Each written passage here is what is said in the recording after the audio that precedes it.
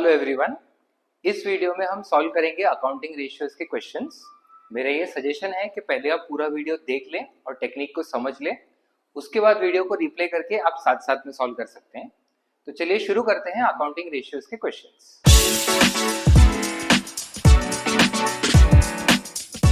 पिछले वीडियो में हमने सॉल्वेंसी रेशियोज के क्वेश्चन शुरू किए थे।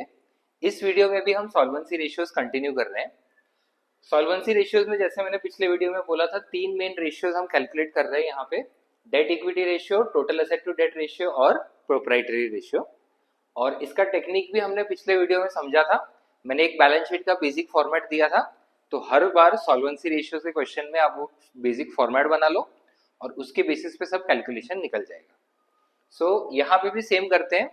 फर्स्ट क्वेश्चन देखते हैं। तो यहाँ पे share capital, general reserve, P&L दिया है। ये तीनों ऐड करके बेसिकली हमें इक्विटी मिल जाता है। एंड डिवेंचर्स जो है ये अपना लॉन्ग टर्म डेट है, current liability short term debt है।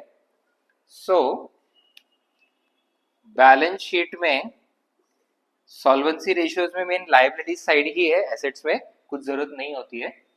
सो इक्विटी 3,20,000, 1 लाख और 48,000 है। सो 4,68,000 इक्विटी हो गया। उसके बाद डेट, सो डेट में सिर्फ डिवेंचर्स है 1,20,000 और करंट लायबिलिटीज डायरेक्टली दिया हुआ है 3,04,000। ये सब ऐड करके हमें टोटल ऑफ बैलेंस शीट आ जाएगा। तो 4, 5, 5 + 3 8, 8,80,000, 8,92,000। Accordingly, debt equity ratio is debt upon equity. Debt का वैल्यू है 1,20,000 अपॉन इक्विटी का वैल्यू है 4,68,000। Next, total asset to debt ratio. So total asset है 8,92,000 अपॉन डेट का वैल्यू है 1,20,000 and proprietary ratio is equity 4,68,000 upon total assets 8,92,000। ये लिखने के बाद हम लोग वर्किंग नोट में इन सब का कैलकुलेशन लिख लेंगे। तो सबसे पहले इक्विटी कैलकुलेट करने के लिए हमने ऐड किया share capital plus general reserve plus P&L। उसके बाद डेट में हमने इंक्लूड किए सिर्फ 9% डिवेंचर्स जो है 1,20,000 एंड करंट लायबिलिटी तो क्वेश्चन में डायरेक्टली दिया है। टोटल एसेट्स या टोटल लायबिलिटीज फाइंड आउट करने के लिए हमने ऐड किया इक्विटी जो है 4,68,000 plus debt 1,20,000 plus current liability जो है 3,04,000। सो टोटल आ गया 8,92,000। नेक्स्ट क्वेश्चन, वापस तीनों रेशियोज कैलकुलेट करने के लिए बोला है। तो पहले बैलेंस शीट का फॉर्मेट बनाते हैं। लायबिलिटीज साइड पे इक्विटी, डेट और करंट लायबिलिटी। अब यहाँ पे long term borrowings and long term provisions दिए। ये लॉन्ग टर्म डेट का पार्ट है, मतलब 7 लाख प्लस 2,25,000, 9,25,000 का हमारा डेट हो जाएगा। उसके बाद करंट लायबिलिटीज भी दिया है लायबिलिटीज साइड के लिए। अब बैलेंस शीट का टोटल फाइंड आउट करने के लिए एसेट्स के non current assets and current assets दिया हुआ है। सो इस बार हम लोग एसेट साइड यूज कर रहे हैं। नॉन करंट एसेट का वैल्यू दिया है 12 lakh rupees and current asset का वैल्यू दिया है 5,40,000। सो दोनों को ऐड करके टोटल ऑफ एसेट साइड 17,40,000 हो जाता है और यही टोटल लायबिलिटी में भी आएगा 17,40,000। 1740 में से डेट और करंट लायबिलिटी माइनस करेंगे तो जो बचेगा वो हो जाएगा इक्विटी। सो 140 माइनस किया तो 16, तो 6,75,000 ये हो जाएगा इक्विटी। इसके बेसिस पे डेट इक्विटी रेशियो, सो डेट का वैल्यू है 9,25,000 अपॉन इक्विटी का वैल्यू है 6,75,000। उसके बाद total asset to debt ratio, so total asset हमने निकाला है 17,40,000 डिवाइडेड बाय डेट का वैल्यू है 9,25,000 एंड प्रोप्राइटरी रेशियो उसका फॉर्मूला है equity 6,75,000 divided by total asset 17,40,000।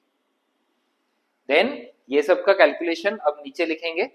तो सबसे पहले डेट फाइंड आउट करने के लिए हमने long term borrowing long term provision add किया। सो डेट है 7 लाख प्लस 2,25,000 विच इज 9,25,000। उसके बाद करंट लायबिलिटी तो क्वेश्चन में दिया है, total assets is non current assets, total asset is equal to total liability जिसमें non current assets 12 lakh plus current assets 5,40,000। So इससे टोटल लायबिलिटीज आ गया 17,40,000।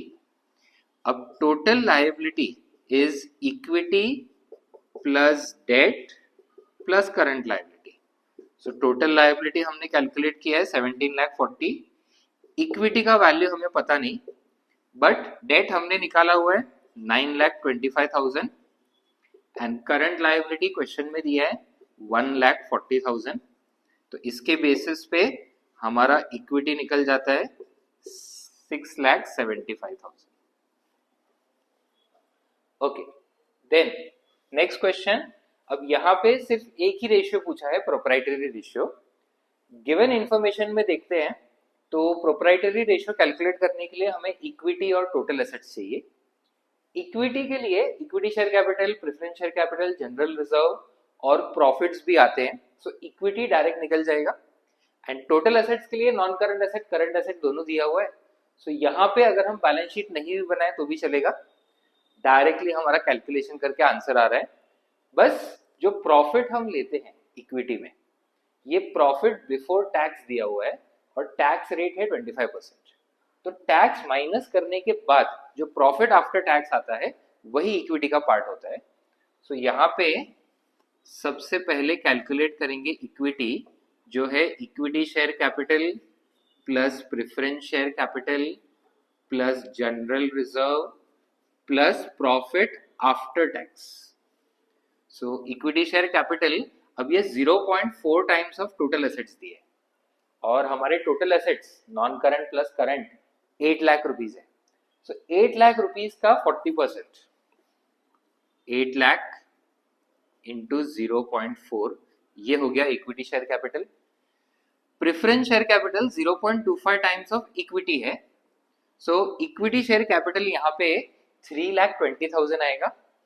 सो 3,20,000 इंटू 0.25, इससे हमारा प्रेफरेंस शेयर कैपिटल आ जाएगा। जनरल रिजर्व सीधा अमाउंट दिया है 1,50,000 एंड प्रॉफिट बिफोर टैक्स 1,20,000 है। इस पे टैक्स है 25%।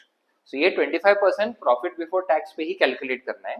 सो 1,20,000 का 25% 30,000 हो जाता है। So profit after tax 120 minus 30 90,000 हो जाएगा। सो यहाँ पे हमारा इक्विटी निकल गया 3,20,000 equity share capital, preference share capital 80,000, reserve 1,50,000 और ये 90,000। सो 4,05,50 640। उसके बाद टोटल एसेट है non current asset plus current asset, जो है 5 लाख प्लस 3 लाख, तो ये हो जाएगा 8 लाख। अब proprietary ratio is equity 6,40,000 divided by total assets 8 lakh, तो ये हो जाएगा 0.8:1। तो ये हमारा सॉल्वेंसी रेशियो के 3 क्वेश्चन कंप्लीट हुए। अकाउंट्स के अलग अलग टॉपिक से रिलेटेड ऐसी वीडियोस हम लाते रहेंगे, तो चैनल को फॉलो करें और हर अपडेट के साथ जुड़े रहें। मिलते हैं अगले वीडियो में, तब तक पढ़ते रहें।